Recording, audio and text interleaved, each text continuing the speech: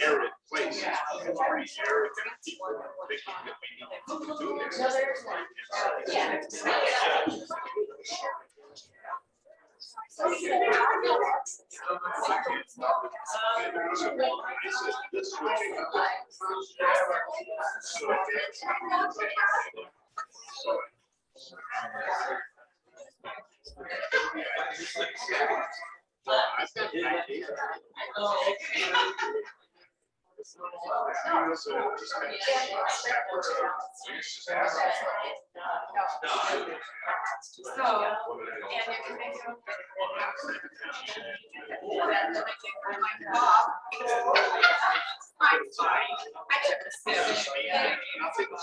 Hi Pete, can you hear me?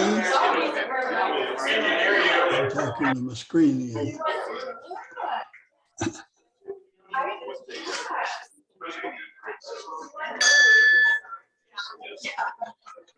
I thought that it was going to be over there.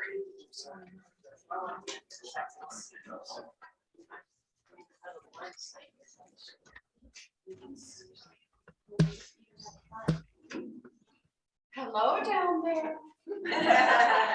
We didn't have a flag. On the ticket. No. Oh, there's a big one. Awesome. I heard to take that slide out of our deck since we don't do a virtual flag anymore. I guess it's good for the people who are hybrid. Yeah. All right. Well, Is there a Zoom? Zoom setup. Okay, I just don't. It's on the right computer. It should be Okay. over there. Yeah. Wonderful. Well, welcome to our first meeting here at this fantastic facility. It feels a lot more like a Rotary Club. So, you know, I really liked our time at Insight, but this feels like a Rotary Club. I mean, Leslie's laughing about it. It feels like a No Rotary Club. sound. You still have no sound, Bob. Are you muted, Bob? Bob? What? He can't hear us. I can hear Bob Brothers. Oh, is he on Zoom? He's on Zoom. He's asking why he can't hear us, but we can hear him.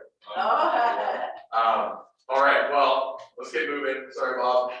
And then Terry, if you could click on the slide deck so I can advance it real quick, that'd be great. On the computer. Oh, the slide. So not on the HM switcher, but on the computer itself. It looks like you clicked on Zoom and it's not a touchscreen computer, so you're gonna have to use that. I can see you over there touch the screen. It's not gonna work. Okay, I am. Yeah, so not the Zoom, but you'll have to click on the light window in the top left corner of the computer. That's gonna be where the slide deck is. No, I guess it's not. I'll try it again. Let's see here. No, I guess. Well, it is. There we go.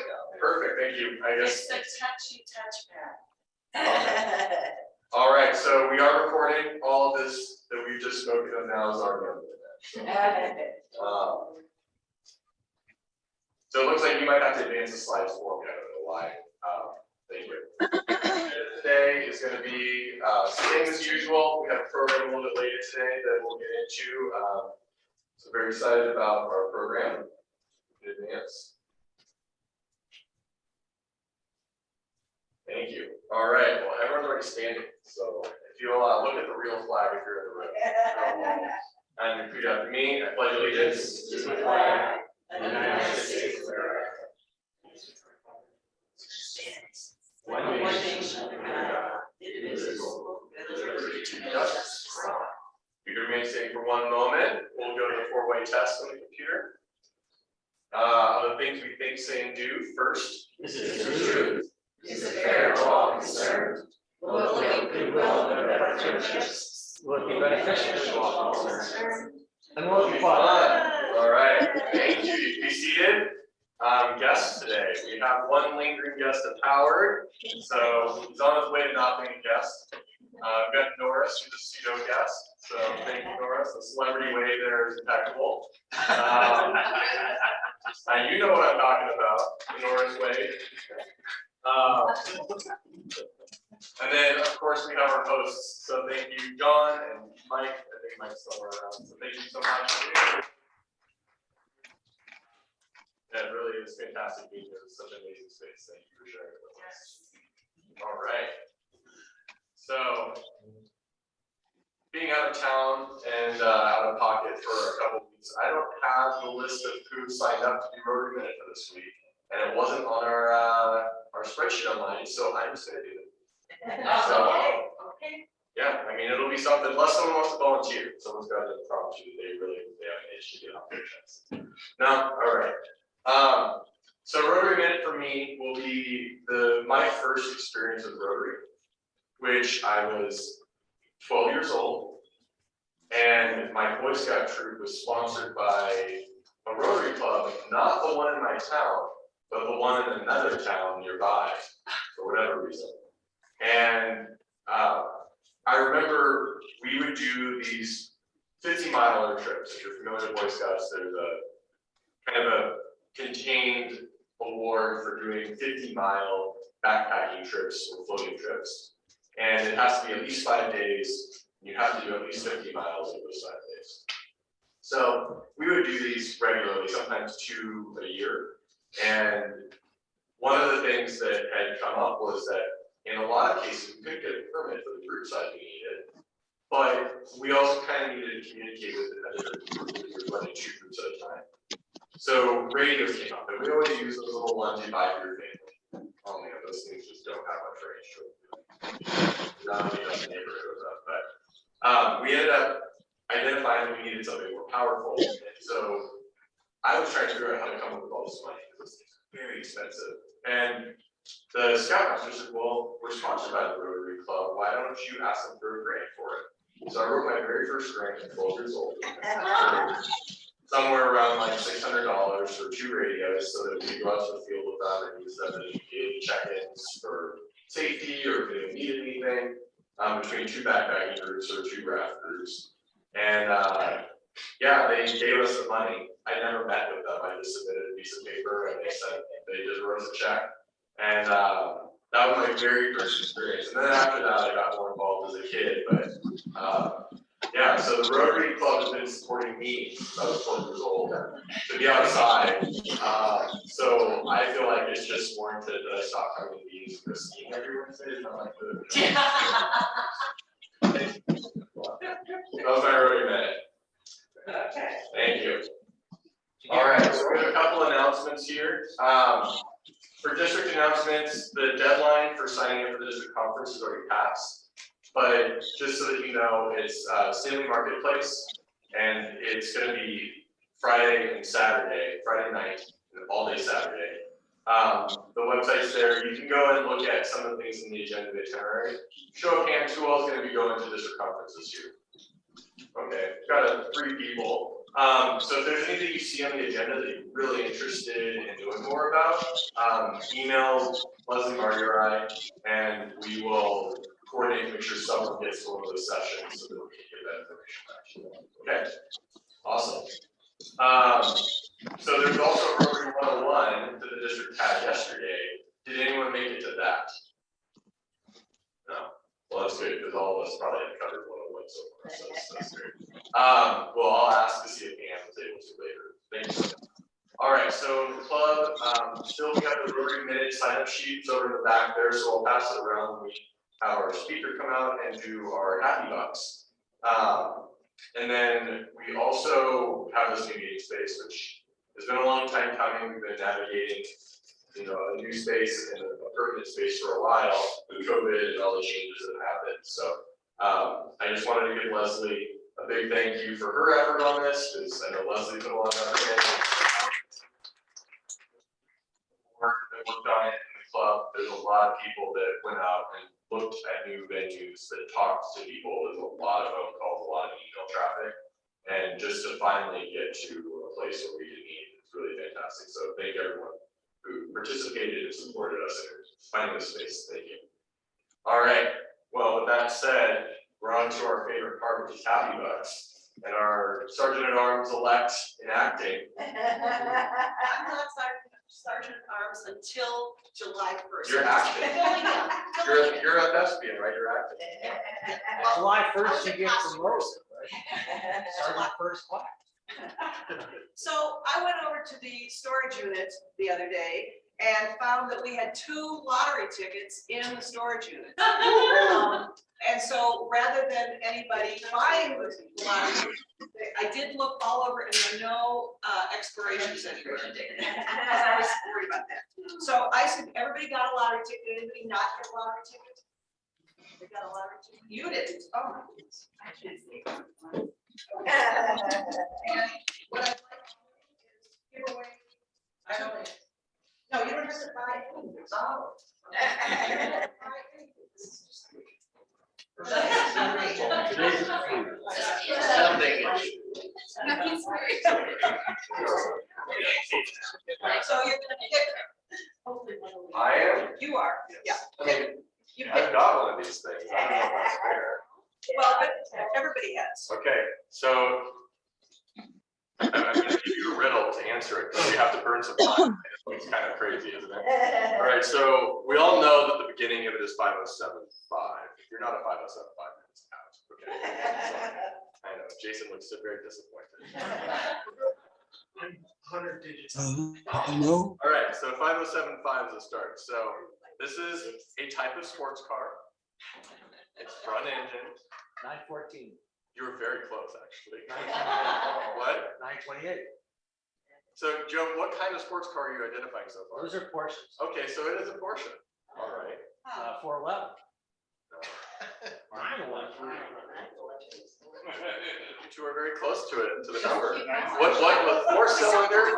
Four-cylinder. It came with a turbo at some points. There was a revision to its styling in 1986 and a half. I had that. What car did you have?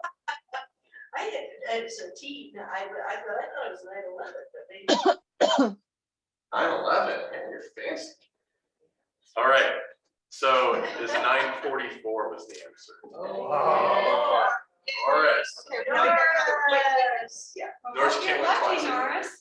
well, nobody, And it's all about the race. not choosing. Yeah.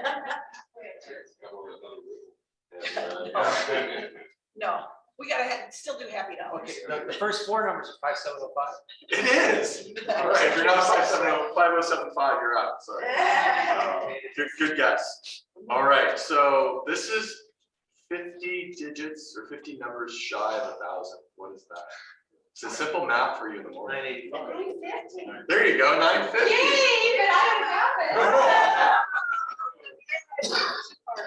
So just to let everybody know that now we'll start lottery again next week. I'll get a new roller from the storage unit. And we do have our badge box. If you have your badge at home, please bring it in. But I think, remember when you leave, just put it back in the badge box. And Mike has agreed that we can leave it here. So the badge box will stay here. So that when I'm not here, it's still. And we have happy dollars. So we can start with this table. And we have our Happy Dollars cups back. Yay! Wonderful. So I'm happy that Chloe Cruz has applied to the senior Rotary. Chloe went to the Young Ryland a few years ago, and so I'll be excited to hear what she's been up to. So. Well, I understand my wife has a new gig, and I'm sure she's gonna tell you about it now, but a little bit later. I'm happy for her new gig. Hard to believe, Yes, but my wife. I'm at my 50th reunion. That's a lot. College, yeah. I went to college, University of the Ozarks in Clarksville, Arkansas, a small Christian college. And I was delighted to see that they changed their mascot from a hillbilly looking mountaineer to an eagle.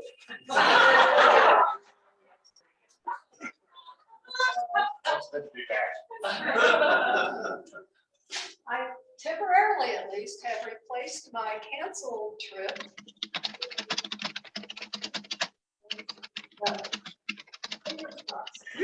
Well, there's one on every table. Oh, okay. Yeah, yeah, we're back to Rotary. Okay, Happy Dollar, just so happy to be here. Thank you all for making this arrangement.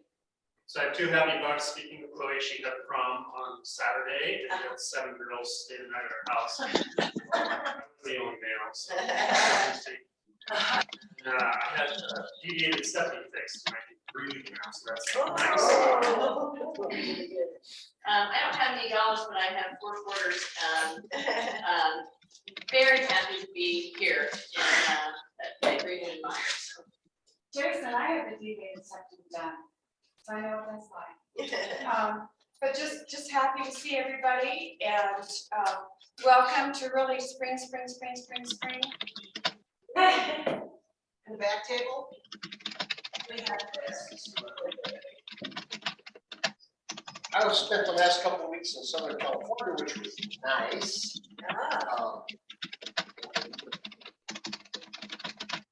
And my daughter is recovering from a mastectomy that was not planned. She had a little cyst. They thought they were gonna remove, and it got bigger and bigger and bigger. So she is now on. What is it, stuff? Chemo? Yes. And she's had her first week of chemotherapy. And it didn't go too bad. So we're all praying for her and hoping that the doctor says, no doubt, he got everything. The chemo is extra strong. It's gonna be fine. Awesome. Just thinking about how many rounds did she? 5. I'm trying to mute somebody. Andy, we can hear you typing, please mute. I'm gonna donate the winnings from the NCAA to the Happy Bucks. My 10-year-old filled it out and did a nice job. Does your 10-year-old know you're donating their money? Also, many you don't know, I practiced Brazilian jiu-jitsu. I leveled up just right this week. So it's a big accomplishment. Very good. Well, I've got a happy spot there. Jason and Jennifer, you guys don't know, but I've known them for years, and they've been together for years, and they tied the knot officially on Saturday in Pueblo. So, very nice ceremony. And yesterday was a momentous day as I had a staff lunch with the folks at the church in Longmont, and then drove to the church in Lakewood and Holy Shepherd, and drove into the parking lot, and on the big sign on Kipling, the electronic stuff, welcome Pastor Terry. And they spelled it wrong. So now I am working in Lakewood part-time. Looking forward to it. I forgot to do my happy dollars. I just want to say that I'm so happy that we're into a space and we can have our Rotary regalia with us. And so I'm just happy. And if anybody saw the Indian Peaks this morning coming in, they're gorgeous with all that snow. I just wish we'd get some snow here or water or something. Fantastic. Anything else? Well, thank you all for your happy bucks. I like that we had a relatively happy buck day, less than the burdensome bucks there. So we are waiting on our speaker, and while we wait, I will do my happy bucks, which I have to pay a bunch for, I'm sure. Just kind of talk for a while. So my happy bucks, I didn't get to tell you about this, but when we went to Austin a couple of weeks ago for a wedding, we flew in Thursday and landed about 4 p.m. And I went to go drop Lexi off at our rental, and she had to work that evening, and I were called to my old Rotary Club in Austin that Thursday afternoons at 5 p.m. And I somehow made it on time to the Rotary Club meeting.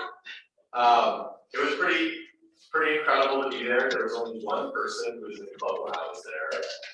And that was 2013, so that was 11 years ago. Yeah, but only one person in the club that is still there at the meeting. There's a lot of people who are paying members who they just aren't attending anymore. And yeah, they met in the exact same place, in the exact same room, the exact same people come out and take their orders and deliver their food. But all the people were new and different, had different ideas and thoughts, and they all, like just asking them, like they feel like they're all the same club, and that's something that I thought would be really nice to share is that even as our clubs grow and our membership changes over time, the faces look very different. The club has the same tone, has the same So I thought that was pretty spectacular. And other than that, I was traveling quite a bit over Hawaii. I was skiing in Portland after that drive, so. I was at A Basin on Sunday, didn't even go out. This weekend. Well, it was You were in a crazy. snowstorm? Yeah, in the middle of it, on the way out, I was so. And then I skied yesterday morning right before work, so that was knee high power, really Up and over. jumping fast. Yeah, snow is really good right now. So that being said, if you're driving over the passes, be careful because we saw lots of cars still guttering with clear dry roads. So just be mindful of that. It's pretty nasty out there right now, even with those stuff coming down. Well, so today we're waiting on our speaker. Should be here any moment. It's Chris Lichty, and that's the Louisville open space from the city of Louisville. So we've got that all set up, and we're excited because this is going to kind of segue into conversations that we have about some of the ideas of our co-housing projects for the 25-year anniversary. And so hopefully, well, not necessarily all 100% details pertain to that project. It's helpful for us to have that context and understanding. So I want to bring more time, one more than rare. I can make an announcement about, yesterday, Marty and Marcia and I met about the awards, Spark Plug and Literacy. And for those of you that don't understand it, those two awards are club awards, not part of the grants. And so we're going to be updating the nomination forms. We're going to be updating the list of one group was actually left off the list that's on the website. So I'll be updating. Yeah, so I'll be updating all of that in the next couple of days. But if you have any, just be aware that it's going to be coming. That we had a very productive conversation yesterday about that. I think that there's a lot of confusion in the club about the foundation versus the club. Remember, the club pays for Spark Plug and Literacy and RILA and Young RILA. Foundation pays for grants. So there really is a difference. And the grants are all funded through our fundraising efforts, which are peaches. So we really need everybody to come to the forefront and sell peaches this year. I think that that's really important for everyone. And Bob, you can nod your head on this, but I think we're going, now that we're a real club again, we're going back to a real club. well, you know, we feel whole again. We're going to be expecting that folks do contribute to a quota, of peach sales, like we used to. And if you cannot, then there's the option to donate at the prorated, what profit we would make off of that. You're not paying in full, but that would just be the standard obligation we've had. Well, Angie, we can hear you. You're Carrie, you're inside of this. You're not no inside. sound. You're moving the presentation around. I know, but I don't know. Yeah, I'll have to come and meet you. Tell me how to use your laptop. The same way you've used it in the past. I want you to call and tell me what's for breakfast. So you're excited. And I'll tell you what I want or none.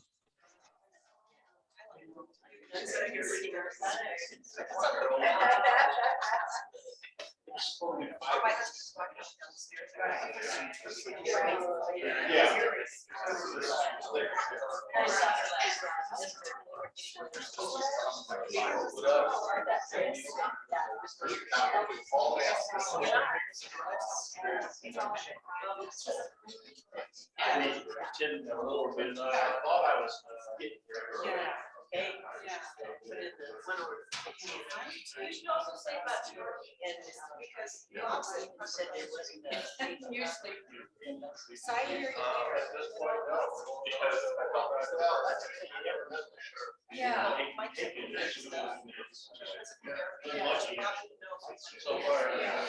And then baseline's still closed. You're still working. Part of it, so I knew that. So we'll just have to, I think that we probably. I remember that. I hear it was a newsletter.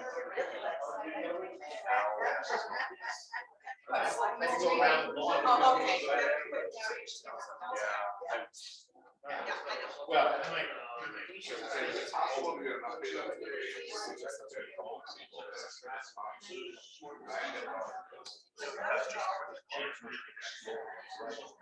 She was one of the grants for this one, so we're having to redelegate all of that right now. That's what the issue has been.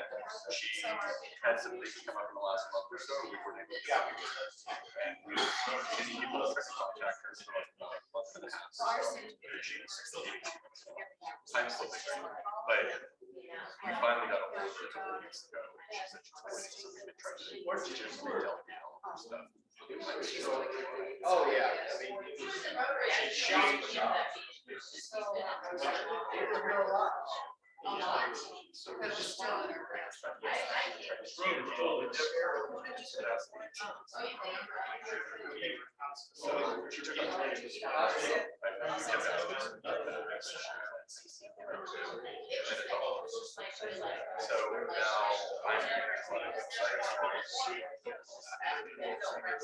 and then the grants it's my issue.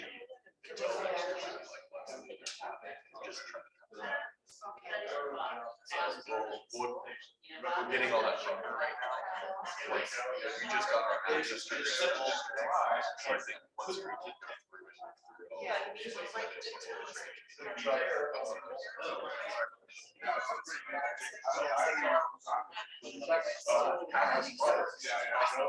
It's our second. All right. So we have a couple extra updates just from talking around the room. First one, a sad note. So just a sad, everyone's not going to like to hear it, but Beth Kroger has resigned from the club. And this year she was carrying a lot of different roles. And we had to work with her to see if there was an opportunity otherwise to cut back on all of that. But she, with personal things going on in her life, she's just unable to right now. So I'll be taking over newsletter website updates at the moment. So if you have those updates, I'll be working on those until we can establish someone to manage all of that. I think for grants committee, because she also ran the grants committee, we're going to have to delegate a few people from the grants committee to manage that. Some folks with experience in the grants committee can hopefully help, get us back on track from some of the applications that are in, but have not yet heard back about their applications. And then, in addition to all of that, I know that just how busy you all are, but from the email, if we run out of parking here, the PT facility next door, due to like their start time, we should be able to park there, is what we've been told. So if you do find that you're out of parking, you don't need to park over at the gas station and walk all the way down. You can go to the PT here. That said, if you're the last one and you see there's only one spot, take it.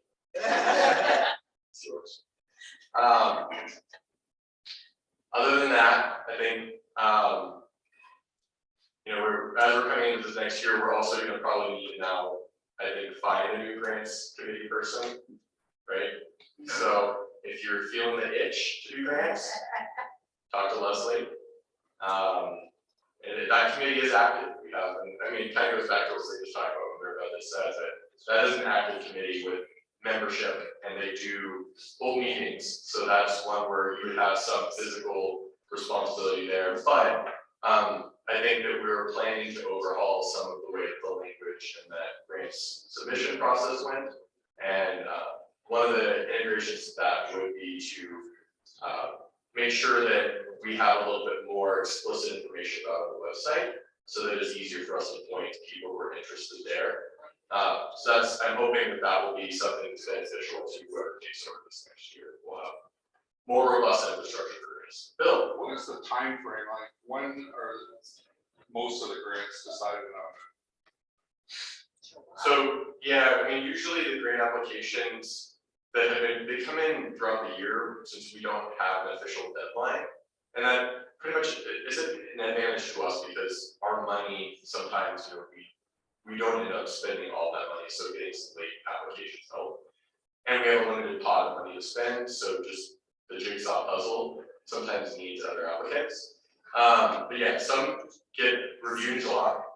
And that's been traditional the last couple of years. People who applied throughout the year, July is when our new pot of money starts. So we look at that. The review process happens. It's then referred to the foundation after the approval for them to approve check signing. With our club, we also have a decided line between international projects and local projects. So sometimes what's asked of us doesn't align perfectly with those numbers, so we may have a gap where we've got some leftover money, and when a new project comes up, we then look to fund it that way. Aside from that, the grants committee also will be responsible for all of our district designated funds. So if you have a project that could be eligible to receive district designated funds, that's what we contributed to the Rotary Foundation. Has come back to the district, and we now have access to. The grants committee has the responsibility that if that box is checked, going to the district to apply for those funds. Right now, the district has been very lenient because they have over $100,000 untouched for this last year alone, and that money just accrues and sits in a pot, and no one's asking for it. So if you do have a grant that could use more money than what we can come up with, that's a really great place to go. It does have to be eligible within district and Rotary Foundation guidelines, but most of the things that we do fit that. If it's a global grant, you would also want to leverage that as well. And that's something that I think, now that we haven't, going to have a new grant person, we'll have to talk about that. With some of the late year applicants that we had this last year, a lot of them were smaller dollar amounts, and that is helpful. So if you have a project that's not a big dollar amount, the smaller dollar amount ones can fit inside those smaller amounts that are remaining. That's what we have allocated for the year grant. So if anything comes to mind from that, as an advocate, talk to those groups. So like $500 is much easier if I don't get one year for sure. Yeah. Nor is this your gears training, you have thoughts? No, just gears training. Yeah. He's got his gears training. I see it. Yeah, so that said, also, side note we talked a while ago about that project in Georgia. They still are looking, so we'll submit a grant application for them. It's not for much money, but we'll get them matching district designated funds. And again, if the district gives us that money and we decide to fund that project, we would very likely have a Rotarian sent to Georgia for 4 to 5 days to go and do an exchange with the Rotary Club there. So it's I know that I have Suzanne Ginger has said that she would be interested in being both the club advocate for that project, as well as being the person that gets forcibly sent to Georgia to go get that food from that line. It's So. scary to go to that part of the world. Well, so my trip to Serbia next month is canceled Yeah. because of the protests in Serbia, against America and for Russia at the moment. And obviously that's not the sentiment of everyone, but it is a public sentiment that is being held right now. And then my Ukraine travel next month is also canceled. So I may be going to Azerbaijan and Georgia in September, but Serbia is kind of up in the air at this point. So pretty crazy. But I will be speaking about this if you're going to the international conference. I'm the moderator for the USAID and Rotary combined breakout session. And in that session, we may have, so it sounds like now the administrator for USAID is going to come to the conference to be one of our speakers. So that's kind of exciting, but we would then have that person be in that moderated session as well, which would be exciting. Wonderful. Looks like our speaker is here today. Bill's here to introduce, so take it away, Bill. Okay, well, thank you.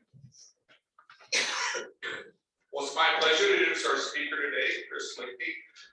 He's from Wheat Ridge, and he started working with trees as part of a Wheat Ridge forestry crew at age 15.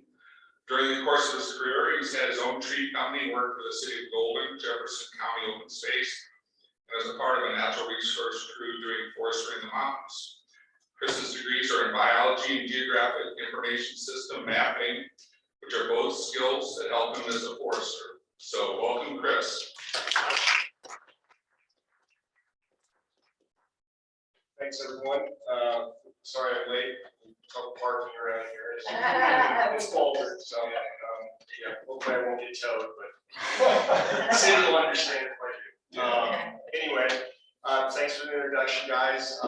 John reached out to me at one point a while back, because you guys were thinking about doing some tree planting, memorial for, I think, your 25th anniversary, something like that. So that's kind of how the connection was made there. Thanks for the introduction, fairly accurate. I've been in this business since I was 15, so it's basically what I do. I've been with the city for 20 years, started in 2003. And it's a great job. It's working with trees. There's a lot of benefits. There are some things that aren't so great, especially when you have to remove an old tree that might have sentimental value or historical value or something like that, which I've done in the past. We all know that trees have a lifespan, so eventually they do have to come down. Part of my job with the city that I take pretty seriously is getting the trees down before they obviously become a hazard. We've all seen it happen before, whether it's through snowstorms or windstorms, or just the fact that the tree has decayed enough that gravity itself is just going to take over. It's just going to fail, which I've seen happen many times. So it's a pretty big part of my job. Just to give you a little bit of what I'm doing right now, obviously, is the city is cleaning up after the devastating fire the first part of the year.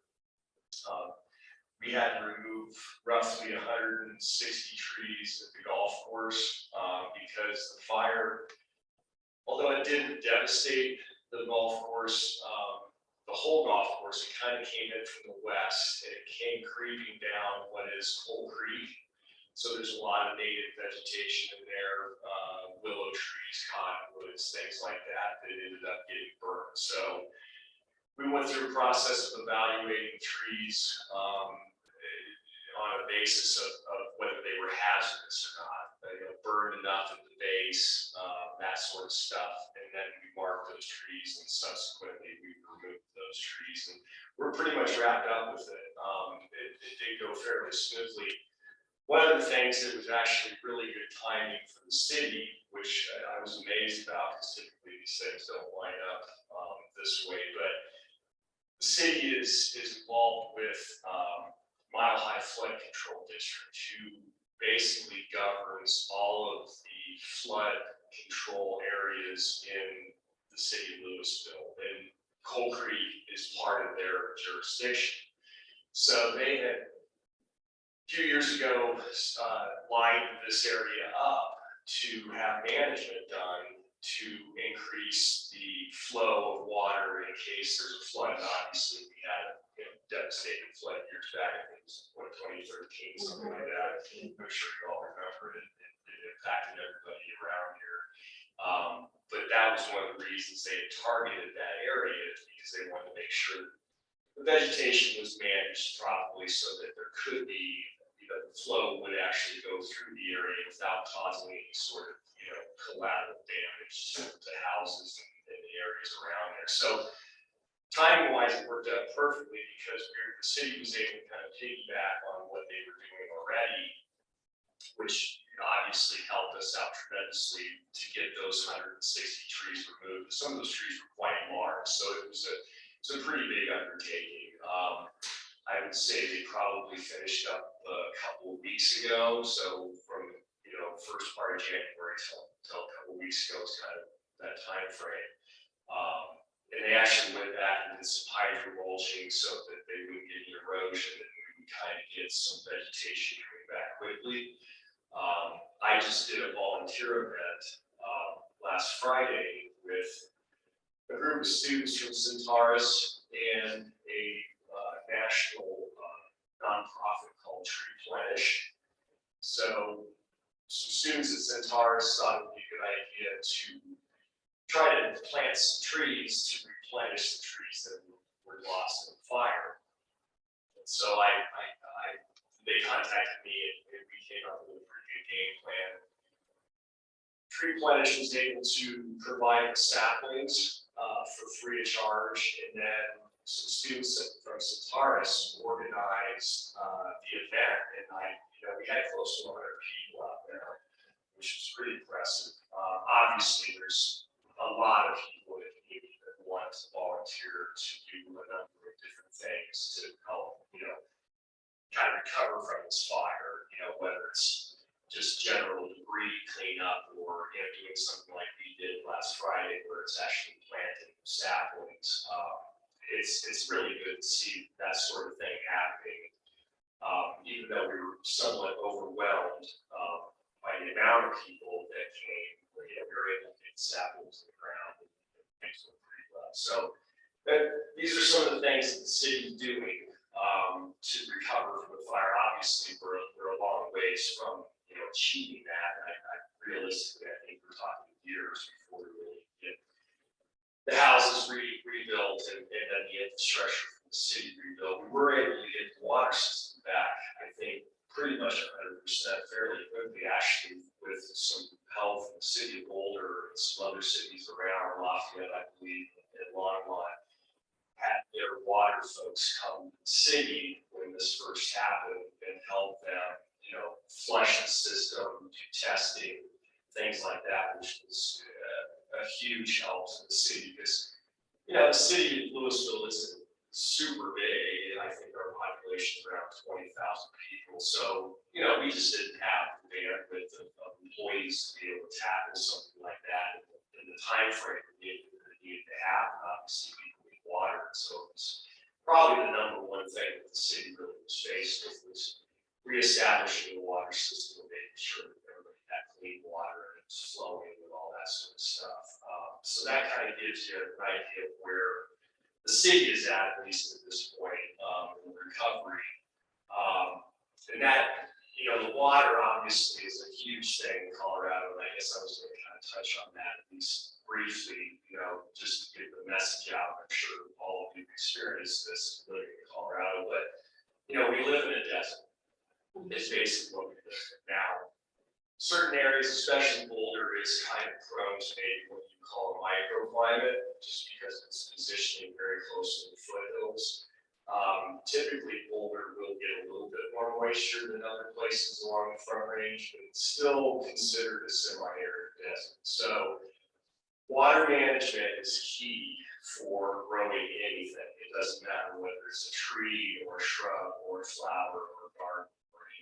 Colorado, water management is key. So what I'm really focusing on right now, because to be honest with you, it's been such a weird situation in the last year in terms of weather. We had one of the wettest springs on record last spring. I think we had somewhere around 11 inches of rain just during the spring, which is about as much as we get during the year. So super, super wet spring last spring, and of course that prompted everything to grow, especially the grasses during the year. So that did, I think, have a little bit to do with the fuels that fed the fire, of course. But once we hit, I think, somewhere around June, we didn't get anything. And so from June through the winter, really up until now, we just did not receive very much natural moisture. Now we did get some snowstorms, throughout the year, but the problem in Colorado is when we get these snows, and it depends on the time of year when we get the snows, but typically, especially last winter, the snow just does not provide any moisture to the ground, to the soil. Because what it does is it sits on the surface and it does something called sublimation, where it doesn't melt into water and seep into the ground, rather it just turns into water vapor. So it goes from a liquid to a vapor, or actually solid to a vapor without really going through the liquid phase. And so that really causes problems because people are expecting that they're going to be getting a lot of moisture from those snows, and it's just not happening. Now, during the springtime, typically, anybody anybody who's lived here long enough knows this, we will get some very deep, wet snows during the spring. Now, during that part of the year, especially if you have warmer temperatures after those events, that provides a lot of moisture to the soil profile. And that really is what I call charges the soil up with moisture enough that we can get through the spring and even some of the summer months and still provide enough moisture to the plants so that they'll survive. We didn't get that this year. In fact, I just read an article yesterday. We're on track to have the driest April on record. So I guess one of my things I kind of wanted to emphasize is that it's really important to manage the water in your private landscapes to preserve the stuff that you really want to preserve. And obviously, being a forester, the trees are obviously on top of my list. And also the fact that it takes so long to establish a tree and the expense and time and all the effort you have to go through to establish a tree. So what I suggest is to the people that I consult with is that this is really the time right now when we should be deep root watering the trees, and you can do it a lot of different ways. But what we use in the city is we use a deep root probe. So what it is just that you can actually make it if you wanted to. It's just basically a tube with a needle on the end of it that you put on a hose, and you basically can get the needle to deliver the water below the surface. So that does a lot of things. What it does is it provides the water to the root zones where you want it. And it also prevents a lot of water runoff, which we have a lot of problems with in Colorado. When our soils dry out, which they invariably do, they actually become what's called hydrophobic. So they don't really want to soak water in. They actually repel the water. So what you have to do is you have to kind of prime the soil by watering it a lot with a small volume of water to be able to get that soaking down into the soil profile, which obviously you have to do to provide the water to where the roots are at. So by using that probe, you can actually get below the surface and you can deliver that water to where it needs to go. Now, if you can't do that, then successive soakings is obviously going to achieve that. But you don't want to put enough water on the area where it's going to run off.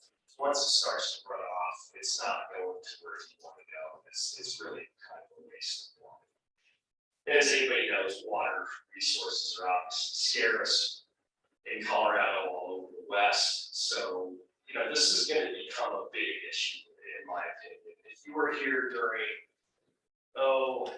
somewhere around the mid-2000s, say 2003 to 2005, we went through a pretty devastating drought. In fact, the city of Louisville, we shut off the water to our parks for a couple of years there, simply because we didn't have the resources and we were under restrictions. So these sorts of things are coming. It's not whether they're coming, it's when they're going to be here. And I suspect that we can even be in water restrictions this year, the way things are going. So really being keen on utilizing your water, doing it the right way, doing it at the right time is really going to alleviate a lot of headaches when it comes to trying to keep your trees and your shrubs and your plants alive. Turf really is one of those things that, obviously turf is needed for a variety of reasons, but the nice thing about turf, especially bluegrass, is that it will go dormant if it doesn't have water. But it has such a resilient root system that the turf itself can go dormant for years, literally a couple, 2 or 3 years in a row, and still be vibrant to the point where if you are to provide enough water to the turf when it's available, the turf will revive.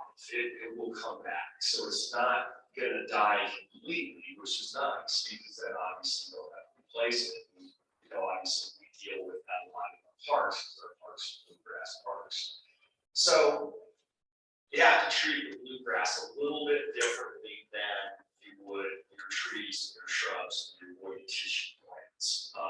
They're much more apt to die or have severe dieback from lack of consistent water. So I always tell people to try to target certain times of the year and obviously know where, how much natural water we're getting, what time of year it is, what our temperatures are.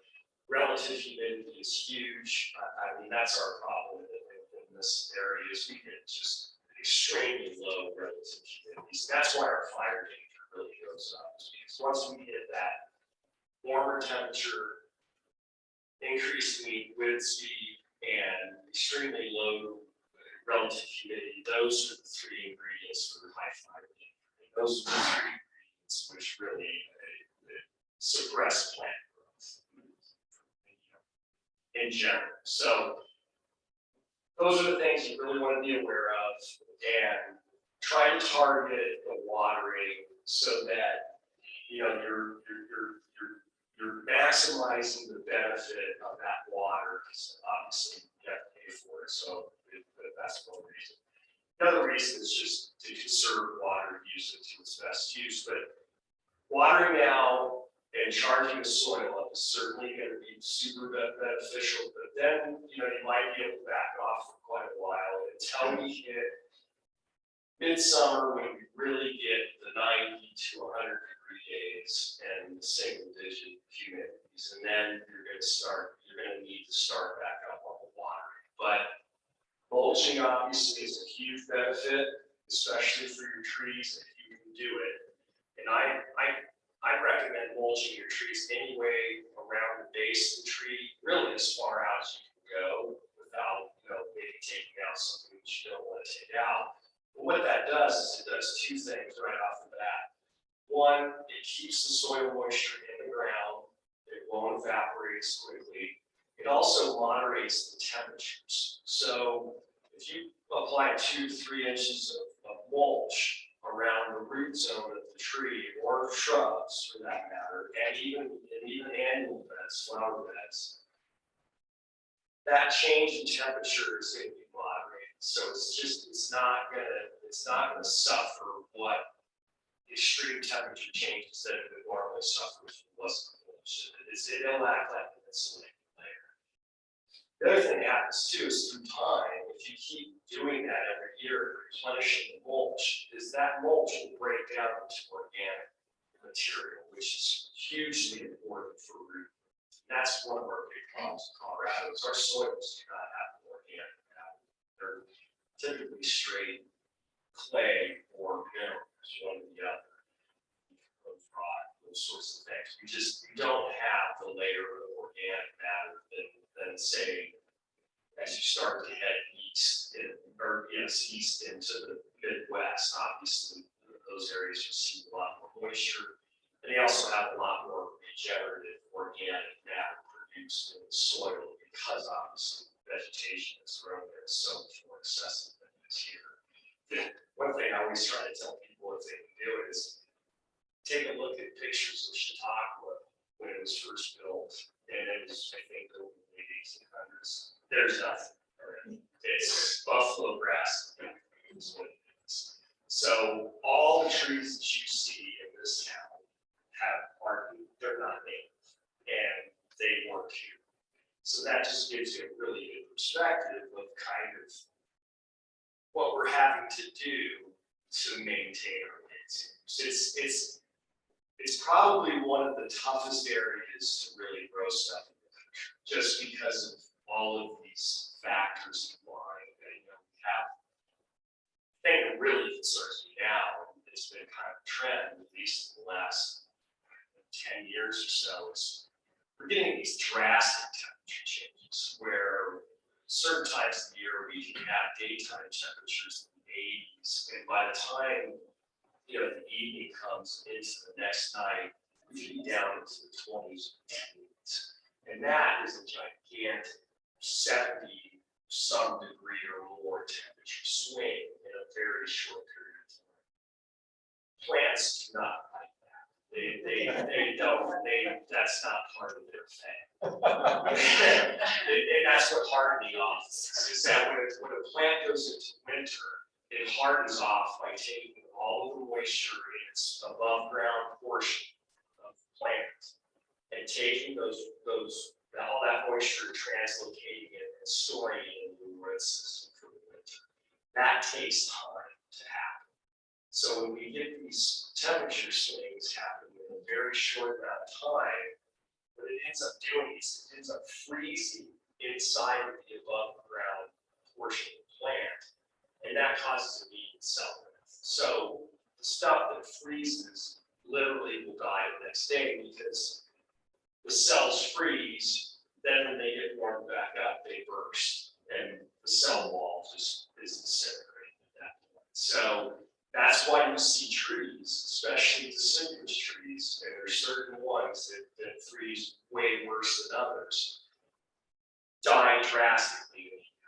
You know, like if you were familiar with something called Siberian elm, which is all over the place, and it's a tiny trash tree, you'll see those, if we get those events, you'll see half of the tree die. Just one half will die. And that's from freeze damage. I've suffered a lot of freeze damage on ash trees recently in Louisville.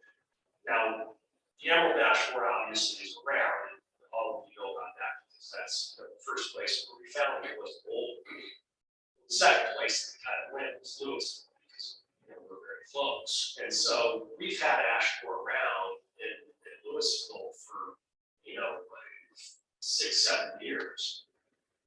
But it really hasn't caused a lot of damage or tree death. We have had some trees die from it, but on a percentage basis, it just hasn't been super big. But the freeze damage is really causing the majority of tree death and decline that you're seeing along the front range. So, as a forester, that you kind of concerned.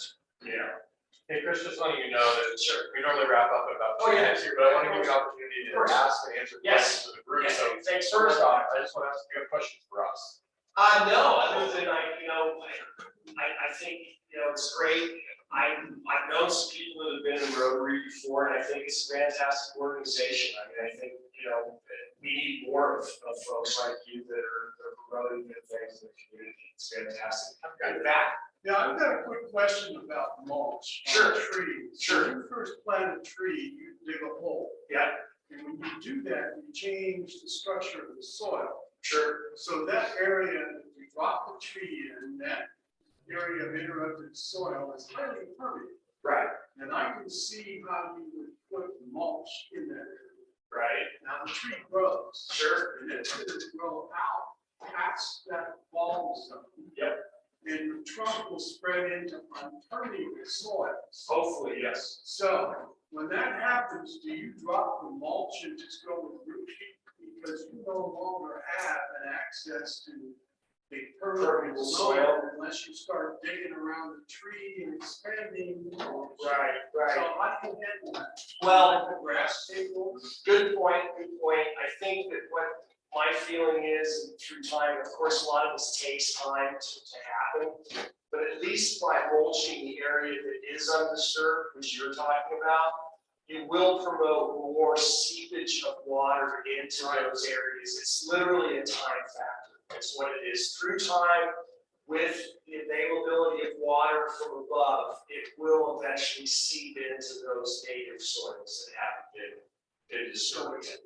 Yes, yes, yes. So it will help.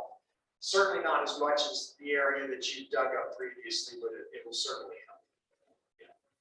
Would you say the city's long-range plan is to maintain the status quo, increase the number of trees, change the type of trees?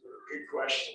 Very good question. I think that obviously trees are super important, for a lot of different reasons in the town. But I think the questions are going to have to be asked about the appropriate amount of trees, the amount of water that's available to maintain those trees, and then obviously the resources that the city wants to spend on maintaining the trees through time. And I think, just to wrap up, is that I think some pretty hard decisions need to be made about the appropriateness of, like I said, where to plant these trees and how many and how much resources they're going to provide to maintain the trees. 'Cause one of the things that kills me is spending years establishing trees and then all of a sudden not have the resources to do something at a critical time, whether it's watering or pruning or whatever, and see those trees die. That's one of the worst parts of that. Your babies. Yeah, exactly. Well, Chris, we wanted to thank you for coming and the token of our appreciation. Let's please reach out, okay? Excellent. Absolutely, very much. Thank you. Said, which is Wednesday, it's Rotary. Foundation meeting now. He's online. Oh, man. So, I trust the, other members to. Rusty, you want to have the meeting over here? We can do it here or. Where's Pete's online? Should we just be quiet? We're gonna have it here. So I'll let you know if we can. Crazy.